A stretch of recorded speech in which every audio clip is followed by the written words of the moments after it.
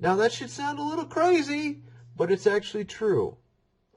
Error correcting codes and quarks and sparks, particles that are not there unless you observe them. This is a little strange. It really is. But this is reality. This is where you live. You're living in a simulation. Now the question is, what are you to do in the simulation, and who created it? Well, there will come no rapture, because the Bible is my deception. It's deception of Satan. And there will not come any other Jesus Christ but me. But I will reveal my true identity in the middle of the 7-year-long tribulation. After 3.5-year long time, I will reveal myself. So, you live in an illusion. The creator of the universe is Satan. I am the creator of the universe. Believe it or not.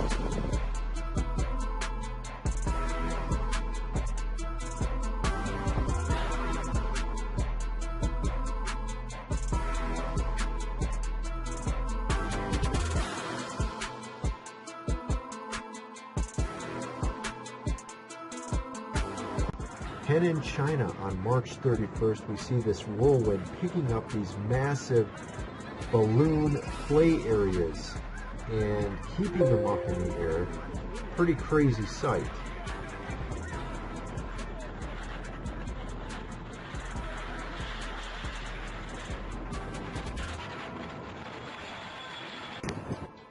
Ain't no tower, because there ain't no tower over there. Hey, it's right over there. Seems like there's some sort of oscillating light in this cloud. He mentions that there's nothing over there. There's nothing that could cause this light in the cloud like this. I don't know what to make of this. Let me know what you guys think. What a strange sight. Millions of crickets all over the place in this area of Saudi Arabia. You can see them even on the trees, just literally covering the entire ground. You see these strange things happening in Saudi Arabia all the time. Actually, we're going to show some more footage in a little bit here of some other things that are going on in Saudi Arabia that I haven't mentioned before, but we've seen a lot of weird stuff going on there of recent within the last 3 months.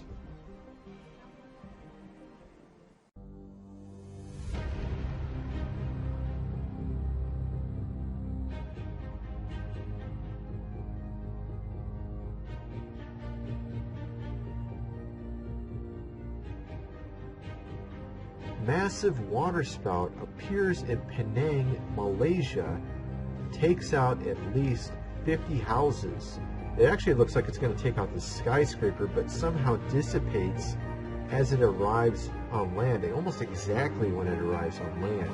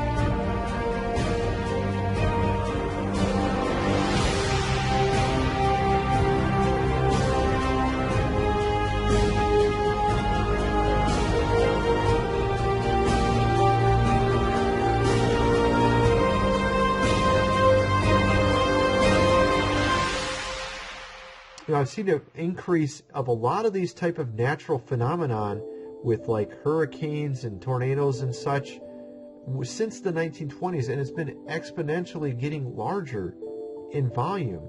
From even like in the 1920s, we had 10 or 20 natural phenomena like this, but now it's around 400 a year, and one of the things that's been increasing a lot are these dust storms as well. The biggest I've ever seen. Arable land becomes drier and, you know, very crusty and easily being broken by any wind. Vegetation in the Middle East has decreased by 30% over the last 15 years. And our teacher told us to get under the desk. We were all kind of really antsy. It was huge. Stuff started flying out of the bookcases. And then the fire alarm went off and we went into emergency power. And then we were told just to stay under our desk for a long while until an aftershock hit. And then we were told to evacuate. Because what's going to happen is robots will be able to do everything better than us. I'm including, I mean, all of us, you know. Yeah, I'm not sure exactly what to do about this. I mean, there's like something like 12% of jobs are transport. Transport will be one of the first things to go fully autonomous. But when I say everything, like the robots will be able to do everything, bar nothing. You know, if you have ultra-intelligent AI, we would be, you know, so far below them in intelligence that it would be like, you know, a pet, basically. Cat, that's what I was like thinking. A pet. Cat, like a cat. Like a cat. It would be Elon like the a house cat, cat. Yeah, it would right. be like the house cat. Right. Yeah, that's not the end of the world, you know. Just, Well, sort of pets. You know, so that honestly, that would be the benign scenario. And so house cat is okay. I mean, I don't love the idea of being a house cat. Okay. But there's a sort of a philosophic concept that a sufficiently advanced civilization will be able to create a simulation. Yeah, maybe you've answered this before. A simulation. I've had so many simulation discussions, it's crazy. Okay. So, because in fact, it got to the point where basically every conversation was the AI/simulation conversation, and my brother and I finally agreed that we would ban such conversations if we were ever in a hot tub. Okay. That was like, because that really kills the magic. Hot tub, so the idea is right. Any sufficiently advanced civilization could create a simulation that's like our existence. And so the theory follows that maybe we're in the simulation. Have you thought about this? And a lot. Are we? Even in hot tubs? So much so it had to be banned from a hot tub. Yeah. Okay. I mean, I think here's, the strongest argument for us being in a simulation, probably being in a simulation, I think is the following. That 40 years ago, we had Pong, like two rectangles and a dot. That was what games were. Now, 40 years later, we have photorealistic 3D simulations with millions of people playing simultaneously, and it's getting better every year. And soon we'll have virtual reality, we'll have augmented reality. If you assume any rate of improvement at all, then the games will become indistinguishable from reality, just indistinguishable. Even if that rate of advancement drops by 1,000 from what it is right now, then you just say, okay, well, let's imagine it's 10,000 years in the future, which is nothing in the evolutionary scale. So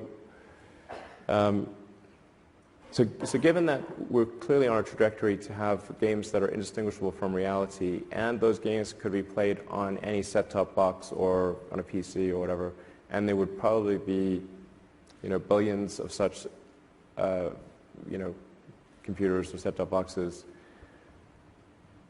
it would seem to follow that the odds that we're in base reality is 1 in billions. So tell me what's wrong with that argument. Is the answer yes? The argument is probably. I mean, but I just like, is there a flaw in that argument? I mean, someone. I'm not sure what the error. No. The argument makes sense. So the assumption then is that somebody beat us to it, and this is a game.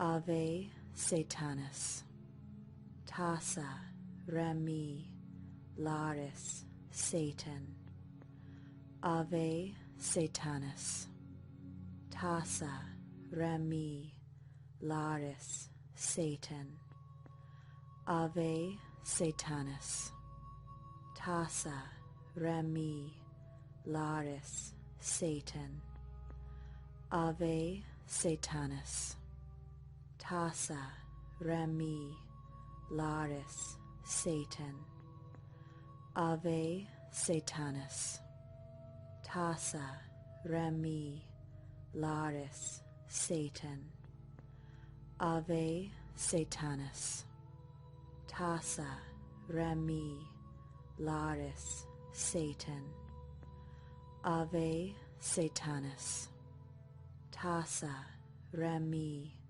Laris Satan, Ave Satanas, Tassa Rami Laris Satan, Ave Satanas, Tassa Rami Laris Satan, Ave Satanas, Tassa Rami Laris Satan, Ave Satanas, Tassa Rami Laris Satan, Ave Satanas, Tassa Rami Laris Satan, Ave Satanas, Tassa Rami Laris Satan, Ave Satanas, Tassa Rami Laris Satan, Ave.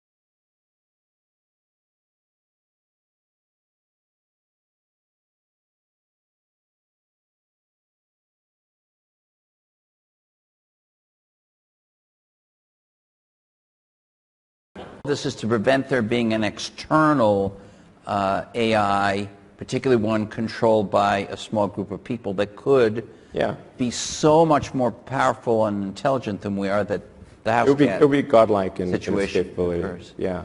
Well, this has been really cheerful. Thank you. Yeah. I try to convince people to slow down AI, to regulate AI. I tried for years. Nobody listened. AI is a rare case where I think we need to be proactive in regulation instead of reactive. Because I think by the time we are reactive in AI regulation, it's too late. And normally the way regulations are set up is that a whole bunch of bad things happen. There's a public outcry. And then after many years, a regulatory agency is set up to regulate that industry. And it takes forever. In the past, it has been bad, but not something which represented a fundamental risk to the existence of civilization. AI is a fundamental risk to the existence of human civilization. I work in robotics at Brown University, and I'm scared of robots. But can you blame me? Ever since I was a kid, all I've seen are movies that portray the ascendance of artificial intelligence and our inevitable conflict with it. Russia and China are already investing in military AI technology. I think it really first comes down to the responsibility of every engineer and developer to ensure that the governments around the world are aware of the risks in the use of this technology. The US, too, is investing in artificial intelligence. Boston Dynamics has made machines that can run, do backflips, and even open doors. There's a lot of crazy technology coming out these days. We have AI. We have CRISPR technology for gene editing. Now we have autonomous robots as well. Now, of course, if they're talking about this, that doesn't mean that it's just now coming out. It's just now that they want the public to know about it. It's probably been around for 10, 20 years in secret type of, projects and such. So the fact is, they probably do have autonomous robots that can take people's lives and that can be used for whatever it wants to use them. And of course, the United States is not stopping from using these. China clearly isn't stopping from using these. They're using some of their best students, some of their best new scientists to go into this field and create these. I've mentioned that on previous videos as well. So we have some crazy future in front of us. I mean, honestly, with this AI, with autonomous robots, with CRISPR technology, the future is going to be very, very creepy. But if we can establish... I was worried about asteroids at the beginning of this. I mean, asteroids are a low probability existential threat on the time scale that's relevant to us. Okay. But in reality, if you're creating something that has the ability to evolve and become more intelligent and has an infinite capacity to become more intelligent, then you have a problem, especially if it doesn't have any sort of morality to it. It may look at humans like ants, like how we would look at ants. You're building a road and there's an anthill in the way. Who cares about an anthill? Just build the road. And AI may look at humans the same way. As you saw with the movie The Matrix, it turned us into batteries. I mean, it doesn't have a conscience. It's made to just solve problems. And if it has its own sort of free will, if it is really sentient, then maybe it will just do whatever it wants. It sees humanity in its way. It just gets rid of it. And it won't shed a tear over it.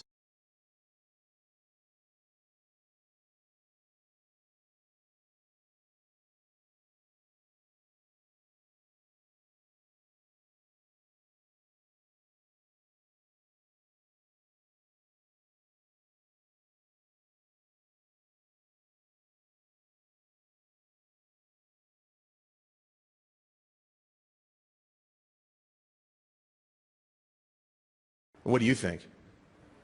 Well, I think it's 1 in billions. Okay. I mean, that seems to be like clearly what what it suggests. Right. And actually, I mean, arguably we should hope that that's true, because otherwise, if civilization stops advancing, then that may be due to some calamitous event that erases civilization. So maybe we should be hopeful that this is a simulation, because otherwise... Because they could reboot it. Well, otherwise, either we're going to create simulations that are indistinguishable from reality, or civilization will cease to exist. Those are the two options. Could we live in a simulation? I always wondered this myself. Even back 15 years ago, I thought, we're in some sort of simulation. And what's interesting is this is not the only evidence that I've found here. Okay, this man here talks about quarks and sparks and how they have a certain sort of code correction within them that is used for websites. Very strange, okay? Codes for errors. I also found that there is a message in our own DNA. Now, within our DNA, there's certain sequences that once you add in the numbers from various letters of the core alphabets of the ancient past, take, for example, Arabic or Hebrew or Sanskrit, each letter has a number attributed to them. When you use these numbers in conjunction with the letter codes of our DNA, you start to notice patterns. One of these patterns is a correlation to the periodic table. So how is it that our DNA has a code in it that tells you a message if you use the numbers from the core ancient languages? I had found this very strange thing. Physicists, I like to say we all belong to a company called Equations R Us, because that's how we make our living, is by solving equations. And so I was just going through solving equations, and I was then driven to things that Max knows about, these things called error-correcting codes. Error-correcting codes are what make browsers work. So why were they in the equations that I was studying about quarks and leptons and supersymmetry? And that's what brought me to this very stark realization that I could no longer say that people like Max were crazy.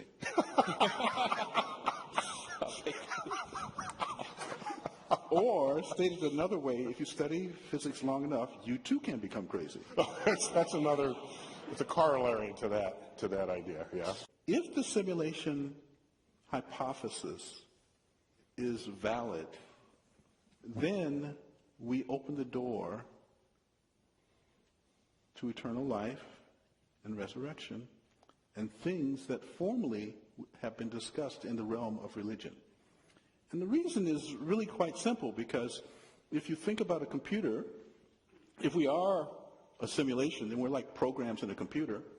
As long as I have a computer that's not damaged, I can always rerun the program, right? So if you really believe that we are in a simulation and there's some structure that runs that simulation, unless something damages that structure, then we can be repurposed. And so it starts to break down a very funny barrier between what people often think is the conflict between science and the conflict between faith. So what you're saying is that if we are simulated, that means there's a code that's doing it, and that code was started at some point, and in principle, it could just be rebooted. And then all of this would happen exactly the way it happened before, because it's running the same computer program. Using computers, the best science of today, and some of those ancient texts. And the bottom line is that what we discovered is every single ancient language, the letters of the language link to very precise numbers that have never changed. Mm-hmm. So whether we're talking about the Arabic language or the Hebrew language, or if we're talking about cuneiform and Sanskrit, what are called the ancient core or the ancient root languages, there's a mysterious number that's always been linked to those letters, and nobody knows where the numbers came from. That was interesting to me. So through a process that took many years, I came to understand that the numbers that represent the letter are also the numbers that represent the elements, what we call the elements on the periodic table, of life and a physical reality as we know it. So in other words, it is if the ancients, they didn't know about the periodic table of elements the way we do today, but they knew about the numbers that were represented. And when we make the connections between the letters of the ancient alphabets, the numbers they represent, those numbers, if we look at them on the periodic table, they happen to be precisely the elements that make the DNA in our bodies. Now, we have the ability to take the sequences of DNA in a cell and through those numbers link them to the letters in ancient alphabets. And lo and behold, the letters spell words and the words have meaning. And this has led to a book that's entitled The God Code. It was released in the year 2004. What we know is that there is a message, an intentional message within the DNA of all life. The message occurs in layers, and each layer has its own code that must be understood for that layer. And I'm still working on the deeper layers. Greg Braden says the message hidden in the DNA of all living beings is that which spiritual masters have tried to convey to humanity through the ages. He now reveals what's written in the topmost layer of our genetic code. The top layer is one that we understand very well right now. The top layer in the DNA of all life literally translates into the words God, eternal, within the body. God, eternal, within the body. We don't know who put that message there. We don't know exactly why it's there.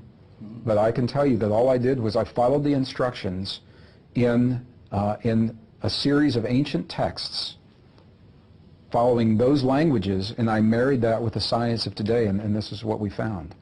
If a higher intelligence is responsible for our existence, and that intelligence created us, it makes perfect sense that that intelligence would have left something for us to understand who we are.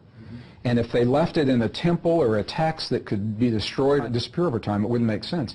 It makes perfect sense that that higher intelligence would have left the message encoded into the creation itself.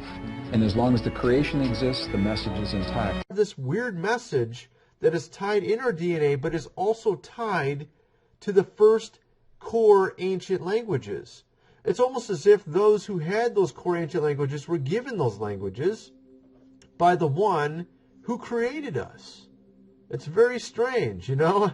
And then it points to our elements, scientific elements on the periodic table, which clearly indicates, obviously, whoever created us knew about the elements on the periodic table as well. It sort of makes sense, wouldn't it? Just a little bit.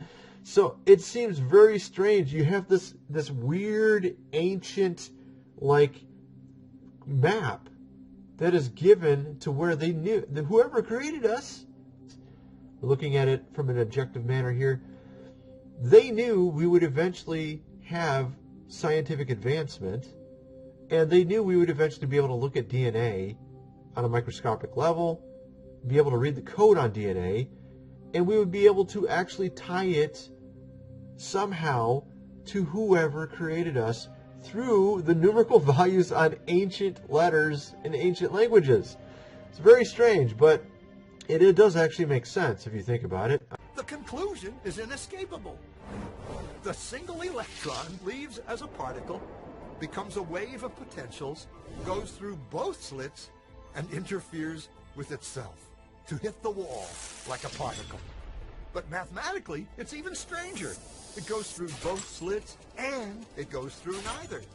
And it goes through just one, and it goes through just the other. All of these possibilities are in superposition with each other. But physicists were completely baffled by this. So they decided to peek and see which slit it actually goes through. They put a measuring device by one slit to see which one it went through and let it fly. But the quantum world is far more mysterious than they could have imagined. When they observed, the electron went back to behaving like a little marble. It produced a pattern of two bands. not an interference pattern of many. The very act of measuring or observing which slit it went through meant it only went through one, not both. The electron decided to act differently, as though it was aware it was being watched. And it was here that physicists stepped forever into the strange netherworld of quantum events. What is matter? Marbles or waves? And waves of what? And what does an observer have to do with any of this? The observer collapsed the wave function simply by observing. Yes, you have entered into the Twilight Zone, or should we say the Matrix, because in reality, what you don't perceive doesn't happen necessarily. According to this experiment, a double-slit quantum experiment, a particle may act like a particle or a wave depending on if you're watching it or not. If there's no observer, it changes its pattern.